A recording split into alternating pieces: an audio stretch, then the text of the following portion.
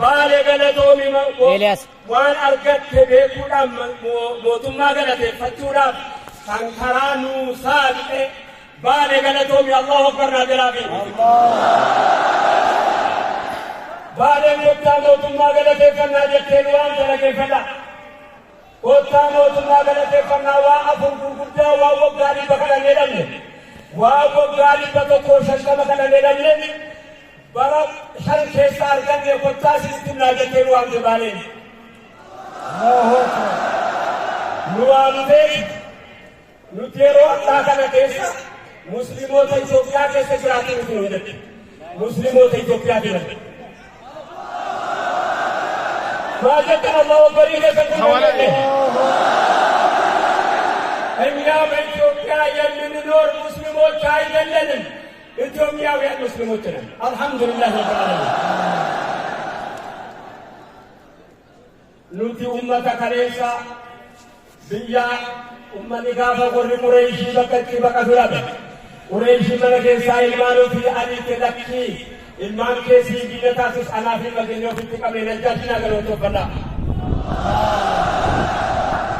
Har'a najjaashii maqaa najjaashii yeroo waamamu addunyaa keessatti mataa ol qabanna. Biyya keessummaa simattu yeroo jedhamu dhiira simatee galatoomi jedha akkuma kana dhiira as teessee biyya kana hundaaf gaaddisa golgaa taatee asirra dabarfattee aqsaatti lafa bittee kana bira dabarfattee makkatti mana ijaartee ijaaramee malee aqsaatti bitatanii qabu abbaan Jifaar oduu dhageenya dhaggeeffadha. Allahu Akbar. Astaanii Masriidhaa lafa bitanii bakka uummanni Itoophiyaa dhaqee keessa taa'eetti barata. Himmaadhuma isaanii ilaalaas waanuma isaan hojjetan. Har'a raayyaa abbaa maccaa mana ijaarratee ka'ee maragachuun ta'a biti ta'a dhiira laga tarkaanfattee muka asii keessa. Muka asirraa harkisameeti mukti Jimmaa dhaqee kunoo kaabaatti ijaaramee bakka sanatti ijaaramee har'a maqaan waamsise ulfaadhaa galatoomaa jedhani. Allahu Akbar. Dhaamsi kan koomaayyii nageenyi qabeenya. Waa sadii abbaatu ofirratti eega. Nageenya tokko, hayaadhaan lama, wayaadhaan sadii. Allahu Akbar. Hayaa fi nageenyaa fi wayaa abbaatu ofirratti eega. Maal jettan jaran?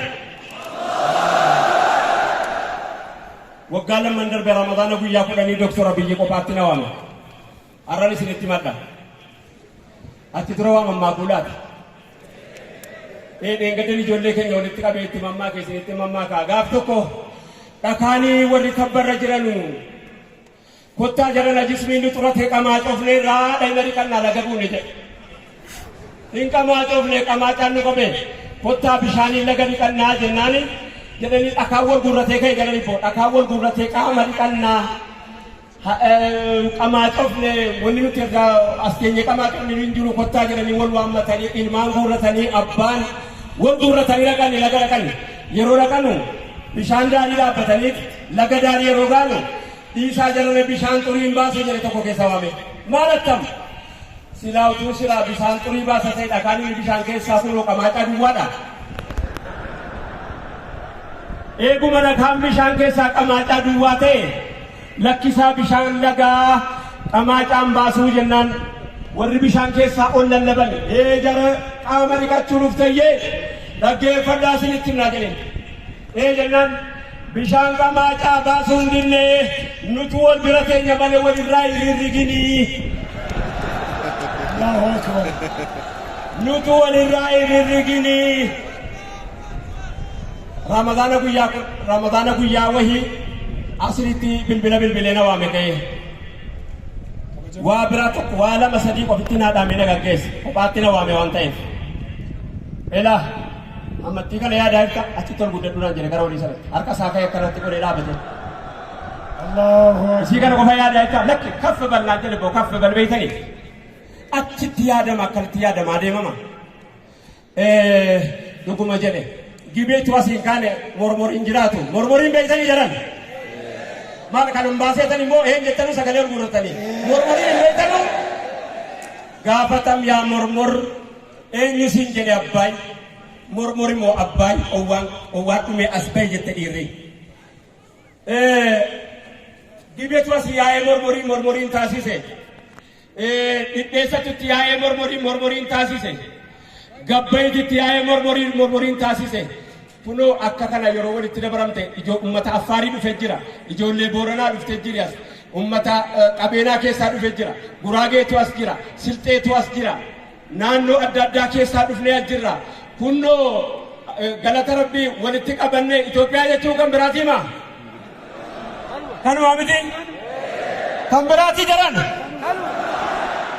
warra waan kana hojjetan irra keessanii maal jennaan galatooma amma sirranaa deebi'a galatooma. salaamu alaikum warahmatullahi wabarakatuh. Ustaaz Raayyaadhaan aarsaa duru kaffaltaniif hojii ganaa hojjetanuuf immoo tokkooma. dhaabbataniif immoo abbooma. Takbiir! Takbiir! Sagantaan keenya itti fufaa ammas nama babbareedaa dhufa. Sagantaan kun